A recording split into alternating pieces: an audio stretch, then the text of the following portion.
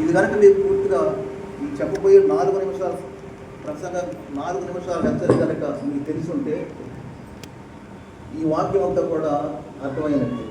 సమయం 20 నుంచి 25 నిమిషాల కంటే లేదు కాబట్టి నేను పెద్ద రిఫరెన్స్లోకి పోకుండా మీకు విషయం చెప్పేటట్టు సూటిగా చెప్పే ప్రయత్నం చేస్తాను. ఒక ప్రసంగికుడు అన్నాడంటే, అంతర్జాతీయ ప్రసంగికుడు, రేపు మా చర్చిలోకి వచ్చి 4 రోజులు టైం ఉందండి, మీరు ప్రసంగించాలంటే ఎంతసేపు ప్రసంగించాలని అంటే మీరు ఎంతసేపు అయినా మాట్లాడని అన్నారంట. అయితే రేపే వచ్చి మాట్లాడుతా అన్నాడు. ఇంకోటి వేరే వాడు వచ్చి మా చర్చిలో ప్రసంగం చేయాలి, మీరు చాలా బిజీ ప్రోగ్రామ్ అని అంటే ఎంతసేపు ప్రసంగం చేయాలని అడిగితే 10 నిమిషాలు ప్రసంగం చేయండి అన్నారంట. అయితే నాకు 5 రోజులు టైం ఇవ్వండి, దానికోసం ప్రిపేర్ కావాలన్నాడు. అంటే 10 నిమిషాలు 20 నిమిషాల్లో ప్రసంగం చేయడం అంటే అది చాలా కష్టతరమైన విషయం. ఓకే, ఇప్పటికీ 2 నిమిషాల సమయం అయిపోయింది. అయితే నేను ఎక్కువ సమయం తీసుకోవాలి, అంత అవసరం కూడా లేదు. సమాజంలో ఉన్నటువంటి క్రైస్తవులు 2 రకాలు. ఒకటి కంటతా క్రైస్తవులు, 2 అనుభవ క్రైస్తవులు. ఇది కనుక తెలిస్తే ఇవాళ చదువుకున్నటువంటి పాఠ్య భాగంలో ఎవరు కంటత క్రైస్తవులు అని అర్థం. కంటత క్రైస్తవులు అంటే అర్థం ఏంటంటే వాక్యం మొత్తాన్ని ఆదికాండం నుంచి ప్రకటన గ్రంథం దాకా ఎక్కడెక్కడ ఏ మాటలు ఉన్నాయి, ఏ వాక్యం ఉంది, ఎవరు చెప్పారు మొత్తం చెప్పగలరు. వాళ్ళ కంఠ పాఠంగా మాట్లాడగలరు. ప్రతి చిన్న వాక్యాన్ని చెప్పగలరు, పెద్ద పెద్ద అధ్యాయాలను కూడా చెప్పగలరు కంఠ పాఠంగా. కీర్తన గ్రంథం 119వ కీర్తన అన్నామనుకోండి, 5-6 పేజీలు ఉంటుంది. దాన్ని కూడా కంఠ పాఠంగా చెప్పగలిగినటువంటి విశ్వాసం ఉన్నారు. అది వాళ్ళంతా కూడా కంఠత క్రైస్తవులు. అయితే దాంట్లో ఉన్నటువంటి చిన్న ఇబ్బంది ఏంటంటే వాడు వాక్యాన్ని కంఠ పాఠంగా చెప్పగలుగుతున్నారు, కానీ వాడు వాక్యాన్ని ఇప్పుడు కూడా పరిశీలనగా చేయలేదు. వాక్యంలో ఉన్నటువంటి దేవుడిని ఎప్పుడు కూడా అర్థం చేసుకోవాలనే ప్రయత్నం చేయలేదు.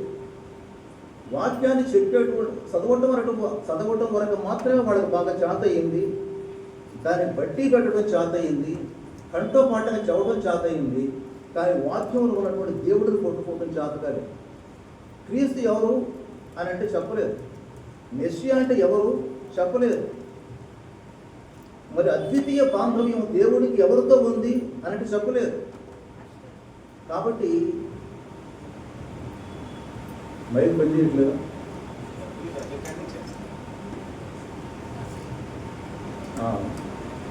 సరే, ఇది దాన్ని మనం కంటత క్రైస్తవులు అని అంటాం.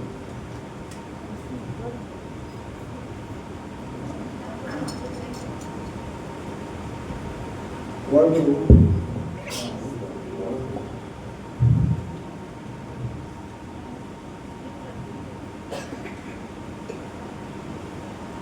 సరే, వీరంతా చెడ్డవాళ్ళని కాదు, వీరంతా కూడా అవిశ్వాసులను కాదు, ఖచ్చితంగా విశ్వాసులు. వీడు మంచి వాక్యాన్ని చదివించవచ్చు, చెప్పగలుగుతున్నారు. నిద్రపోయేవాడు లేపినా కూడా వాక్యం మొత్తం చెప్పగలరు. కానీ వీరికి పరిశీలనగా చూసేటువంటి దృష్టి లేదు. దానివల్ల వాడు వాక్యాన్ని పూర్తిగా గ్రహించలేకపోతున్నారు. నేను ఒంగోలు పనిచేసే రోజుల్లో ఉద్యోగం ఇచ్చారు, స్పెషల్ ఆఫీసర్గా అక్కడ ఉన్నప్పుడు ఒక మంచి పెద్ద అంతర్జాతీయ సువార్థికుడు ఒంగోలు పరిచయం చేస్తున్నాడు. ఒక మంచి మాట చెప్పాడు. 80 ఏళ్ల క్రితం నేను విన్నాను ఆ మాటని. ఇప్పటికి కూడా నా జీవితంలో ఆ మాట మర్చిపోవట్లేదు. అదేంటంటే, many Christians know the word of God, many Christians know the word of God, but very few Christians know the God of the word. అంటే తెలుగులో చెప్తున్నాను నేను, అది ఇంగ్లీష్లో చెప్తేనే చాలా అందంగా ఉంది, తెలుగులో చెప్తే ఎంత అందంగా ఉంటుందో నాకు తెలియదు. ఈ సమాజంలో దేవుని వాక్యాన్ని తెలిసిన వాళ్ళు చాలామంది ఉన్నారు, దేవుని వాక్యాన్ని ఎరిగినటువంటి వాళ్ళు చాలామంది ఉన్నారు. కానీ వారిలో వాక్యంలో ఉన్న దేవుని ఎరిగిన వాళ్ళు చాలా కొద్దిమంది మాత్రమే ఉంటారని ఆయన చెప్పారు. కాబట్టి ఇలాంటి వారిని కంటత క్రైస్తవులు అని అన్నారు. ఇక అనుభవ క్రైస్తవులు అంటే అర్థం ఏంటంటే, వారికి వాక్యం తెలియదు, వారి వాక్యాన్ని చదవలేరు, బైబిల్ మొత్తం క్షుణ్ణంగా చదవలేరు, కంఠోపాఠం చేయలేరు. కానీ ఇందాక నేను చెప్పిన కంటత క్రైస్తవుల కన్నా కూడా గొప్ప విశ్వాసం వారికి ఉంది. వారి అనుభవం నుంచి అది నేర్చుకున్నారు. వారి జీవితంలో గొప్ప సాక్ష్యాలు ఉన్నాయి. వారి ఎంతోమందిని అద్భుతాలు చేస్తున్నప్పుడు దేవుడు వాళ్ళని చూసి వీళ్ళంతా కూడా అనుభవంతో విశ్వాసులు అయ్యారు.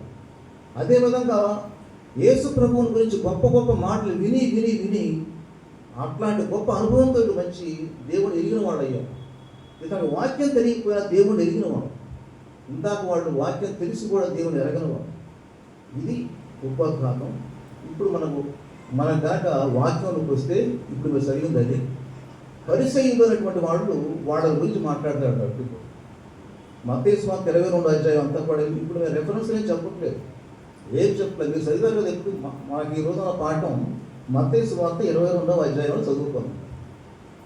22వ అధ్యాయంలో మనం ఇక్కడ పరిశీలన చేస్తే యేసు ప్రభు పరిసయ్యులని 3 ప్రశ్నలు అడిగారు. అక్కడ 3 అనేవి ఉండదు. బట్టి మీరు చదివినారు. రెండో పాఠం చేసిన వాళ్ళకి ఇదే ఇబ్బంది. ఎప్పుడు కూడా రెండో పాఠం చేసినా దాంట్లో ఉన్నటువంటి సారాన్ని తెలుసాలి. ఇక్కడ మనం తెలుసుకోవాల్సింది యేసు ప్రభు 3 ప్రశ్నలు పరిసయ్యులను అడిగాడు. ఒకటే చిన్న ప్రశ్నతో మొదలుపెట్టాడు, చాలా పెద్ద ప్రశ్న దాకా వెళ్ళిపోయాడు.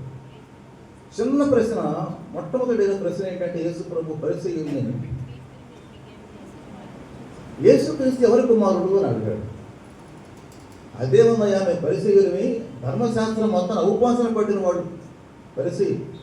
ధర్మశాస్త్రం మొత్తం ఎక్కడ ఏ విధంగా ఉందో మొత్తం తూచా తప్పనిసరిగా చెప్పేవాడు క్రైస్తవులు ఈ పరిసయ్యులు. ఇప్పుడు ఇందాక నేను చెప్పాను కదా, కంటత వీళ్ళంతా కంటత క్రైస్తవులు ఎట్లయితే ఇప్పుడు ఉన్నారో అది మొత్తం ధర్మశాస్త్రం మొత్తం బాగా కంఠోపాఠంగా చెప్పగలిగినటువంటి వాళ్ళు పరిసయ్యుల్ని అడిగితే అదేముందండి, యేసు నేను ఈజీగా చెప్పగలను, క్రీస్తు అనేవాడు దావీదు కుమారుడు. రైట్, చక్కగా చెప్పావు, ఓకే. 2 మార్కుల ప్రశ్న అయిపోయింది. ఇప్పుడు 10 మార్కుల ప్రశ్న అడుగుతున్నాడు. ఇప్పుడు అడుగుతున్న ప్రశ్న ఏంటంటే, మరి దావీదు కీర్తనలు 110 చదివారని మీరు అన్నాడు. నా మాట అక్కడ ఎలా ఉండదులేండి.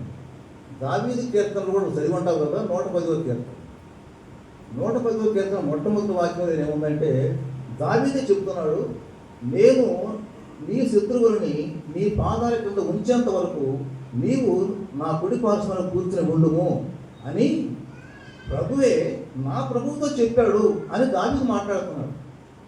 ఈ వాక్యాన్ని యేసు ప్రభు వాళ్ళకి చూపించి, ఇది నీకు తెలుసు కదా. ఇప్పుడు ఇందాక మీరు ఏమన్నారంటే యేసు క్రీస్తు అనేటువంటి వాడు దావీదు కుమారుడు అని చెప్పారు కదా.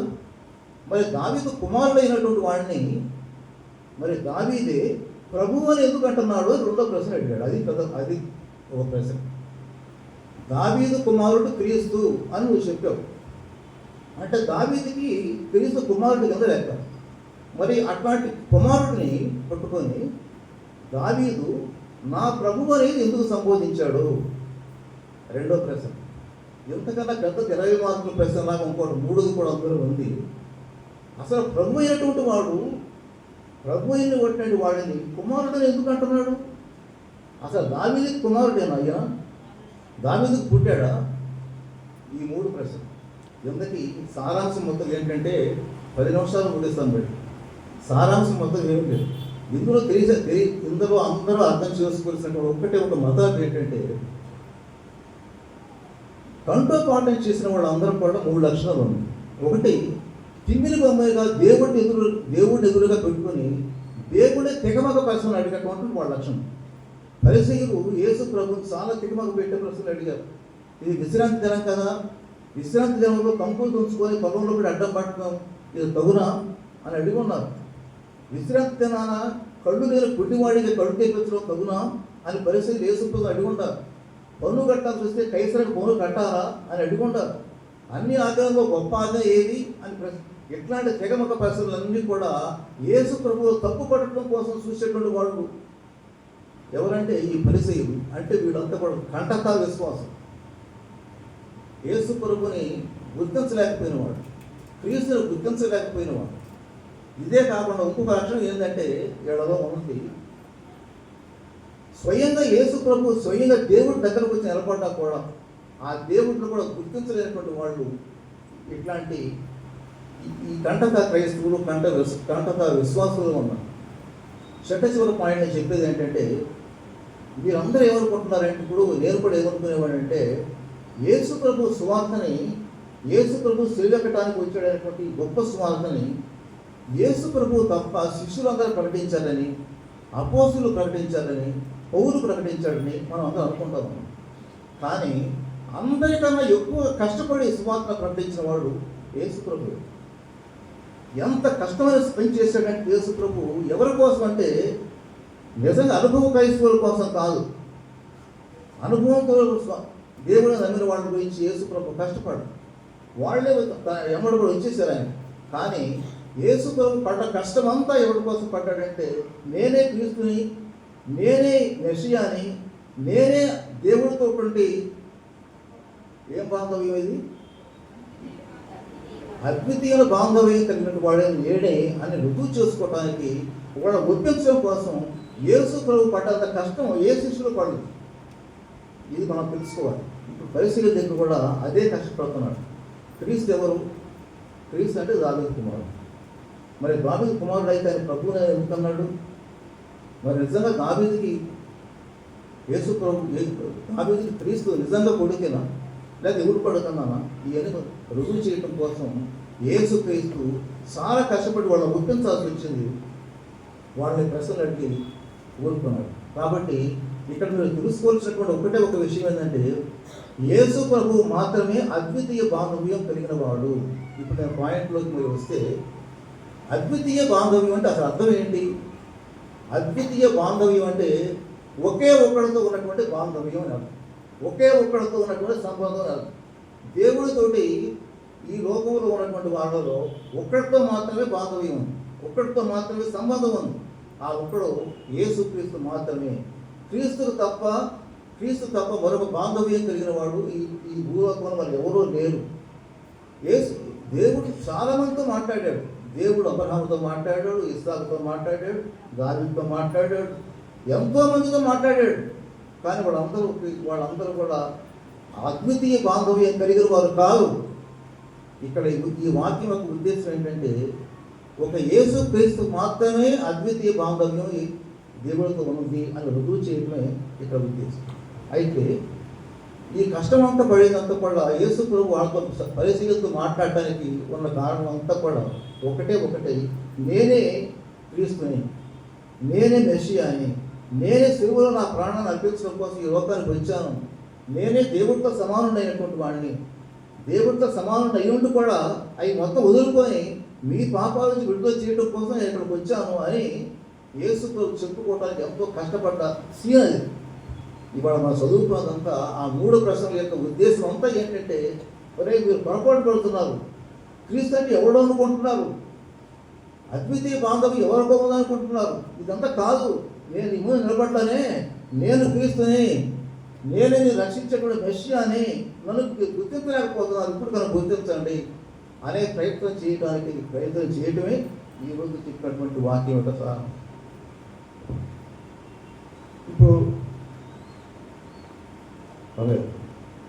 ఇప్పుడు నేను రెండు విషయాలు చెప్పి ముగించాలి. ఒకటి ఏంటంటే యేసు ప్రభువే కాకుండా యేసు అనేటువంటి వాడు క్రీస్తు అని, యేసు దేవుడితో అద్వితీయ సంబంధం కలిగిన వాడిని, బాంధవ్యం కలిగిన వాడిని యేసు ప్రభువు కాక మరియు నన్ను చెప్పారా అనేది మొదటి విషయం చెప్తాను.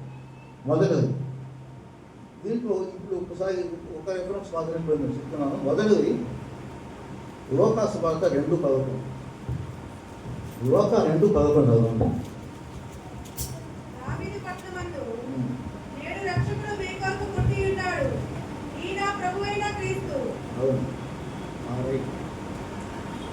దావీదు పట్టణం ముందు రక్షకుడు పుట్టి ఉన్నాడు, ఈయన ప్రభు అయిన క్రీస్తు అని చెప్పిన వారు ఎవరు? స్వయాన దేవుని దూతే, స్వయాన దేవుని దూత కూడా ప్రకటించింది ఈయనే క్రీస్తు అని, ఈయనే ప్రభు అని. ఇందాక ప్రభు అని చెప్పారంటే వాళ్ళు అడిగితే ప్రభు అంటే ఎవడో తెలియకుండా మౌనంగా ఊహించారు కదా పరిచయులు, సమాధానం లేకుండా మిక్కురు అనుకోండి ఉన్నారు కదా, వాళ్ళ నోటేమంటే సమాధానం రాలేదు కదా. ఇప్పుడు డైరెక్ట్గా దేవదూతలే వచ్చి మాట్లాడింది ఏంటంటే దావీదు పట్టణం ముందు రక్షకుడు మీ కొరకు పుట్టి ఉన్నాడు, ఈయన మన ప్రభు అయిన క్రీస్తు అన్నాడు. ప్రభువు క్రీస్తు 2 మాటలు దాంట్లో ఉంది. ప్రభు ఎవరో అని చెప్పినంటే వాడు చెప్పలేకపోయారు పరిచయం, క్రీస్తు ఎవరో అని అంటే చెప్పలేకపోయారు పరిచయం. యేసు ప్రభు చాలా ప్రయత్నం చేశాడు వాడు ఒప్పించడం కోసం. వాళ్ళు ఏం మాట్లాడకుండా మౌనంగా వహించారు. అంతటితో అధ్యాయం ముగిసింది. అయితే దేవదూతలు కూడా ప్రకటించింది ఏంటంటే, ఇదిగో యేసు ప్రభువే క్రీస్తు, ఈ యేసు ప్రభువే మెషియా, ఈ యేసు ప్రభువుకి మాత్రమే దేవుడితో అద్వితీయమైన సంబంధం ఉంది అని దేవదూతలు స్పష్టపరిచిన విషయం మీరు మొట్టమొదటి గమనించింది. ఇంకా రెండోది, దేవుని స్వరమే డైరెక్ట్గా మాట్లాడింది. దీంట్లో మత్తయి 17:5 చూడండి ఒకసారి. మత్తయి 17:5 చాలా స్పష్టంగా చెప్పింది ఏంటంటే,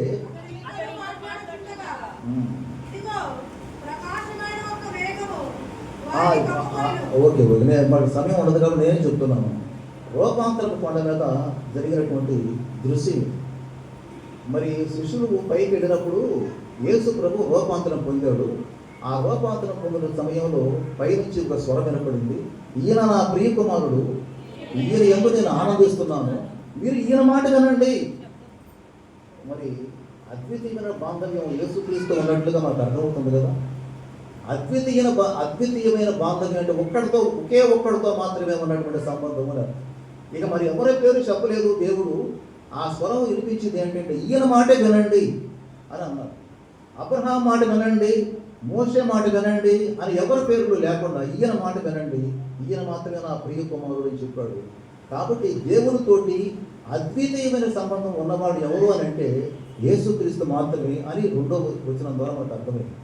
మూడోది ఏంటంటే, ఒకటి చెప్పి ఇది ఆపేస్తున్నాను. అపోస్తలుడైన పౌలు ఇంకొక మాట చెప్పాడు. ఇప్పుడు మనకి దేవుడు దూత చెప్పటం విన్నాము, స్వయంగా దేవుడే మాట్లాడిన స్వరం రెండోది విన్నాము.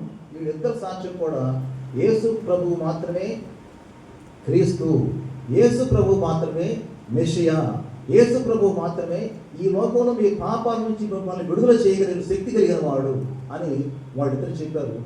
చివరగా ఇంకొక వ్యక్తి గురించి చెప్తున్నాను, అపోస్తలుడైన పౌలు గురించి.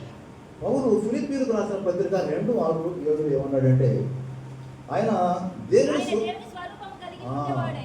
దేవుని స్వరూపం కలిగిన వాడు, దేవునితో సమానంగా ఉండేటువంటి వాడు, అది విడిచిపెట్టి ఈ లోకానికి వచ్చాడు.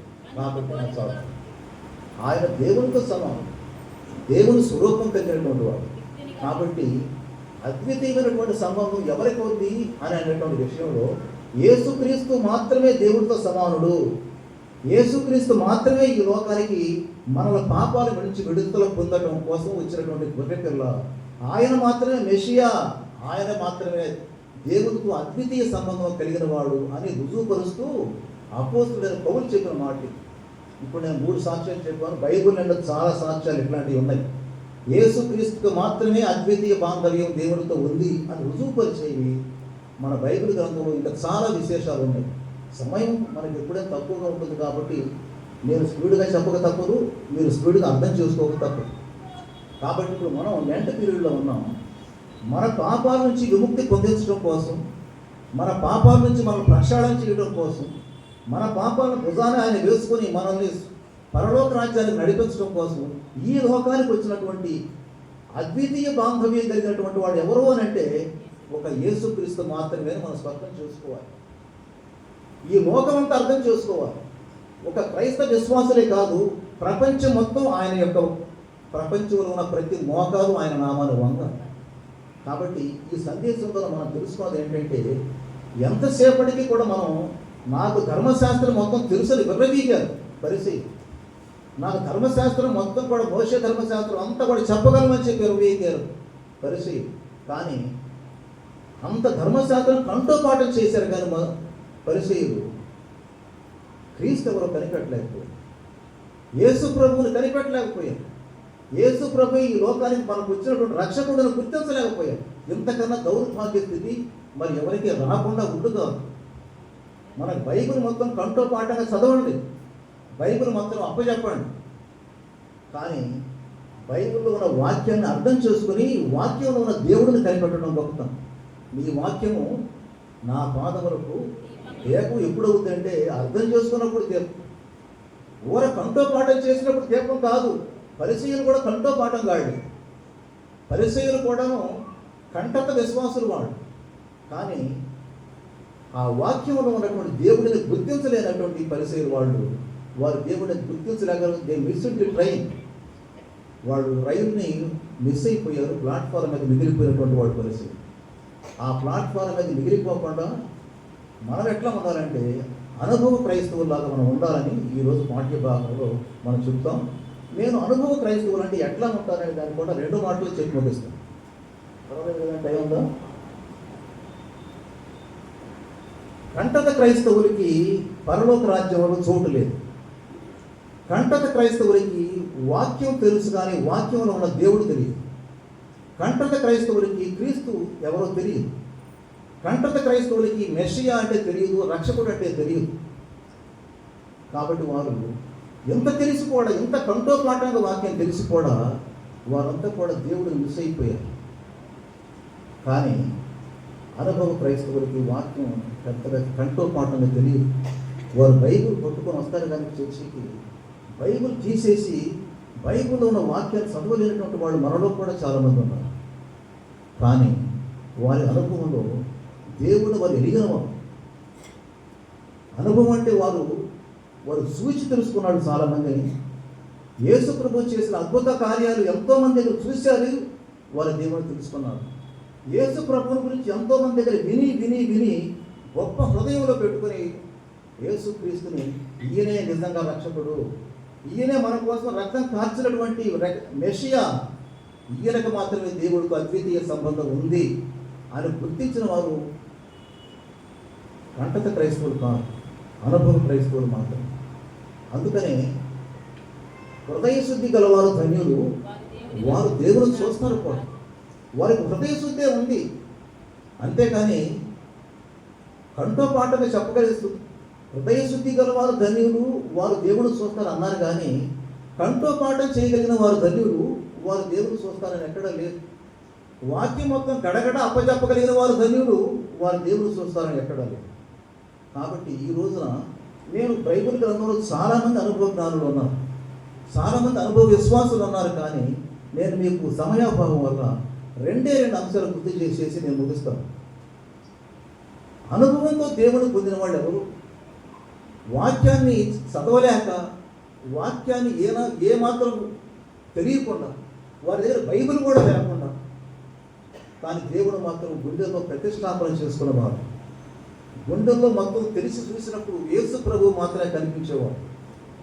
ఏ సాతాను శక్తులకి లొంగనివారు, ఎట్లాంటి విగ్రహాలకు లొంగనివారు. అట్లాంటి వారిని అనుభవ క్రైస్తవులు అంటారు. ఇద్దరి గురించి మాట్లాడే ముగిస్తుంది. ఒకటంటే యెరూషలేములో జయప్రవేశం చేసినప్పుడు, యెరూషలేములో యేసు ప్రభు జయప్రవేశం చేసినప్పుడు, అది మొత్తం మత్తయి సువార్త 21లో ఉంటుంది. మత్తయి సువార్త 21:8-9 ఏముందంటే,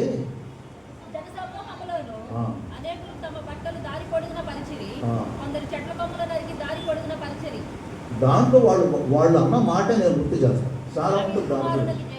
దావీదు కుమారుడికి జయము, ప్రభు పేరిట వచ్చేవాడు స్తుతింపబడును. దావీదు కుమారుడు అంటే ఈయనే కదా.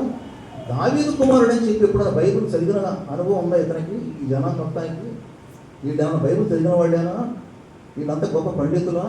వీళ్ళు ఎప్పుడైనా వాక్యాన్ని కంఠోపాఠం చేశారా? అక్కడ యెరూషలేములో ఉన్న జనం అంతా యేసు ప్రభువుకు ముందు పోతున్నవారు, వెనకాల వస్తున్నవారు.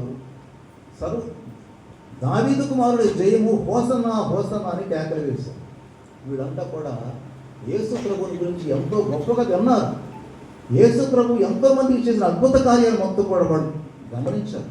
అందుకని వారి గుండెల్లో యేసు ప్రభు ప్రతిష్టాపన చేసుకున్నారు. యేసు ప్రభువుని వారు రక్షకునిగా నమ్మారు, విమోచనకర్తగా నమ్మారు. దేవునితో అద్వితీయ సంబంధం కలిగిన వాడు ఇక్కడే మా మధ్యకు వచ్చాడు. ఈ రోజున దేవునితో అద్వితీయ సంబంధం కలిగిన వాడు ఈయనే అని బట్టలు పరిచారు. గాడిద మీద వస్తున్నటువంటి వాడిని ఆహ్వానం చేశారు. దావీదు కుమారునికి జయము, సర్వోన్నతమైన స్థలంలో ఆయన ఏమండి మహిమ కలుగునుగాక అని అన్నారు. ఇదంతా అన్నవాళ్ళు ఎవరంటే అనుభవ క్రైస్తవులు మాత్రం. మీరు అదే గుర్తుంచుకోవాల్సింది. వీళ్ళు పరిసయ్యుల లాంటి మనస్తత్వం కలిగిన వాళ్ళు కాదు. పరిసయ్యులాగా పాండిత్యం లేదడ. పరిసయ్యులలాగా వీళ్ళు పెద్ద గ్రంథాలు చదవలేదు. కానీ వారికి లేదు ఒకే ఒక గొప్ప క్వాలిటీ. వారు మొత్తం మిస్ అయిపోయింది. అపారంగా వీళ్ళకి లభించింది ఏంటంటే దేవుని యొక్క కృప వారికి లభించింది. కాబట్టి ఇది మొదటి విషయం. రెండోది లాస్ట్ పాయింట్ మాట్లాడుతున్నాను. మత్తయి సువార్త 20:30లో ఇంకొక మాట ఉంది. మత్తయి సువార్త 20 అధ్యాయం. ఇప్పుడు మళ్ళీ నేనే చెప్తాను. దానిలో యేసు ప్రభు తన శిష్యులతో కలిసి ఎరుకో పట్టణం నుంచి బయటకు వెళ్ళిపోతున్నప్పుడు అక్కడ ఇద్దరు గుడ్డివాడు కూర్చుని వాళ్ళు అడుగుతున్నది ఏంటంటే దేవుణ్ణి, దావీదు కుమారుడా అని సంబోధించారు. వీడు కూడా ఇందాక వాళ్ళు కూడా అన్నదే, వీడు అన్నదే. ఈ రెండు చిన్న మాటలు పరిశీలికి తట్టలేదు. ఈ రెండు చిన్న మాటలు పరిశీలించిన ఆ జ్ఞానానికి అందలేదు. వీడు విని అనే మాట కూడా అక్కడ ఉంది. గుడ్డివాడు కదా వీడు. గుడ్డివాడికి బైబిల్ ఉంటుందా? అప్పుడు బ్రెయిలీ లింగులో బైబిల్ ఏం లేవు. అప్పుడు ఎవరు కూడా గుడ్డివాళ్ళకి బైబిల్ లేవు. ఆ ఇద్దరు గుడ్డివాళ్ళకి ఉన్నటువంటి జ్ఞానం ఏంటంటే అనుభవ జ్ఞానమే ఉంది. వీళ్ళు యేసు ప్రభు గురించి గొప్పగా మాట్లాడుకున్నటువంటి జ్ఞానం ఉంది. వాడు యేసు ప్రభు పొందనడా దారిలో అంటే దావీదు కుమారుడా అనేది దాన్ని విని యేసు ప్రభుని అడిగింది ఏంటంటే, మమ్మల్ని కరుణించు అన్నారు, మా కన్నులు తెరువు అన్నారు. పాస్టర్ గారు కూడా ఈ మధ్య ఒకటి సందర్భాల్లో ఎట్లాంటి ఇదే మాటలు మాట్లాడారు మీరందరూ దాన్ని. కాకపోతే ఆ స్పీడ్లో గమనించలేకపోతున్నాం. కానీ దావీదు కుమారుడా నీకు జయము అని కేవలం వినికిడి జ్ఞానంతో మాత్రమే వాడు దేవుడు నమ్మాడు. బైబిల్ జ్ఞానంతో నమ్మలేదు, వాక్య జ్ఞానంతో నమ్మలేదు, కంటో పాఠం చేయడం ద్వారా నమ్మలేదు, పాండిత్యం అనేటువంటిది వాళ్ళు ప్రదర్శించి నమ్మలేదు. వారి వినికిడి జ్ఞానంతో కేవలం గుడ్డివాళ్ళు కాబట్టి వాళ్ళు ఇప్పుడు చెప్పుకునేటువంటి జ్ఞానంతో వాడు యేసు ప్రభుని క్రీస్తుగా అంగీకరించారు, మెషియాగా అంగీకరించారు. నా కళ్ళు తిరుగుమన్నారు, నన్ను కరుణించమన్నారు. యేసు ప్రభు వారి దగ్గరకు వచ్చి వాళ్ళ కళ్ళు ముట్టినప్పుడు వాళ్ళు స్వస్థపరచబడ్డారు. ఇది మొత్తం దీనికి కొంత కంపారిజన్ కూడా ఉంది. ఒక ధనవంతుడు యేసుక్రీస్తు దగ్గరకు వచ్చి నిత్య జీవం పొందాలంటే నేనేం చేయాలంటే ఆయన చెప్పాడు అట్లా, నీ ఆస్తి మొత్తం అమ్మని, అప్పుడు ఆయన వెంబడించమని. అతను మిగులు ఆస్తి కలిగిన వాడు కనుక యేసు ప్రభు మాట లెక్కా సభ చేయకుండా వెళ్ళిపోయాడు. అసలు కొడుకుని ఉంది అంతేగా. మొత్తం సారాంశం అది. బాగా పాండిత్యం కలిగిన వాడు, బాగా అందగాళ్ళు, బాగా మంచి ఐశ్వర్యవంతుడు, మంచి ఆజానుబాహువుడు, గొప్ప ఆస్తిపరుడు, స్థితిమంతుడు యేసు ప్రభు దగ్గరకు వచ్చి నుంచొని నీకు సలహా చెప్పినప్పుడు ఆ సలహా పాటించకుండా పోయినటువంటి వాడు ఒక పక్కన ఉంటే, గుడ్డివాడు, రెండు కళ్ళు లేనివాడు, బైబిల్ జ్ఞానం లేనివాడు, వాడు కేవలం యేసు ప్రభుని వారి యొక్క గొప్పతనాన్ని, వారి యొక్క రక్షణ క్రియని, రక్షణ కార్యాన్ని విని వారు గుడ్డివారైనా సరే దావీదు కుమారుడా అని సంబోధించారు. అదే వారికి దీవెనైపోయింది. అట్లాంటి అనుభవ జ్ఞానం మనకు ఉండాలని చెప్పి ఈ పాఠంలో మనం నేర్చుకుంటున్నాం. అద్వితీయ బాంధవ్యం కేవలం క్రీస్తుకు మాత్రమే ఉందని మన మాటలు నేర్చుకోగలుగుతున్నాం. యేసు ప్రభు తప్ప ఈ లోకానికి మరొక విమోచకుడు లేడు అని గమనించగలుగుతున్నాం. యేసు ప్రభు తప్ప మనకి క్రీస్తు రక్తంలో మాత్రమే మనకి విమోచన ఉందని చెప్పి మనం తెలుసుకోగలుగుతున్నాం. కాబట్టి మనం ఇప్పుడు ఏం చేయాలంటే, మనం పరిసర గ్రూపులో ఉన్నామా, మనం సాదాసీదా జనం గ్రూపులో ఉన్నాం, మనం కంటత క్రైస్తవుల గ్రూపుకు చెందిన వారివా, అనుభవ క్రైస్తవ జీవితానికి చెందిన వారివా?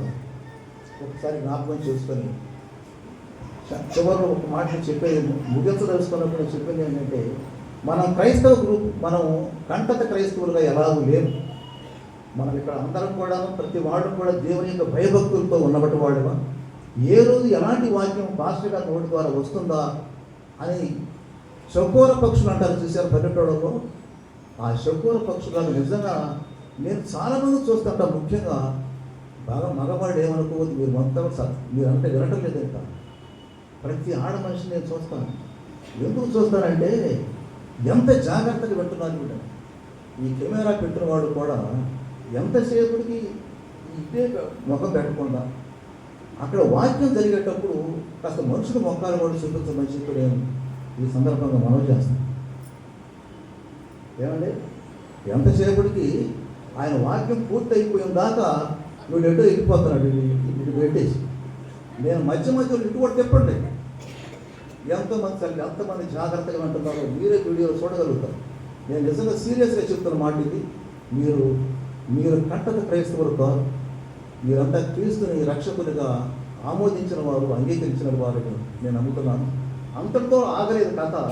లాస్ట్లో నీకు ఒకటే ఒక జాగ్రత్త చెప్పేది ఏంటంటే, మీరు నిజంగా కూడా క్రీస్తుని మీరు అంగీకరించిన వారైతే, యేసు ప్రభువు మాత్రమే క్రీస్తుని మీరు తెలిసి ఉంటే, యేసు ప్రభు మాత్రమే మనకు మెస్సియా అని కనుక నువ్వు తెలుసుకుని ఉంటే, యేసు ప్రభు మాత్రమే మన కొరకు సిలువలో రక్తాన్ని చిందించాడని చెప్పి నీకు తెలిసి కనుకుంటే, నువ్వు ఎవరికి కూడా పక్కన వారితో ఎవరికి కూడా నీ సాక్ష్యాన్ని పంచుకోకుండా మిగిలిపోయి నీ జీవితం ఎలా మారుతుంటే, ఎవరికి కూడా ఈ స్వార్థ చెప్పకపోతే నువ్వు కూడా పరిశీలన గ్రూపులోకి వెళ్తావని చెప్పి ఒక చెట్ట చివరగా హెచ్చరిక చేస్తూ, అట్లాంటి పరిశీలన గ్రూపు చెందిన వారిగా ఉండి మనం దేవుని ముందు ఎదగలాగా యేసు ప్రభు దేవుడు మనకి మంచి గొప్ప అనుభవం అనుగ్రహించాలని చెప్పి దేవుని కోరుకుంటున్నాను. వందనాలు. సమస్త జ్ఞానం మించిన దేవుని సమాధానం యేసుక్రీస్తు వారి మీకు ఆ పదవులను తలంపులను కావాలంటున్నాక ఆమేన్.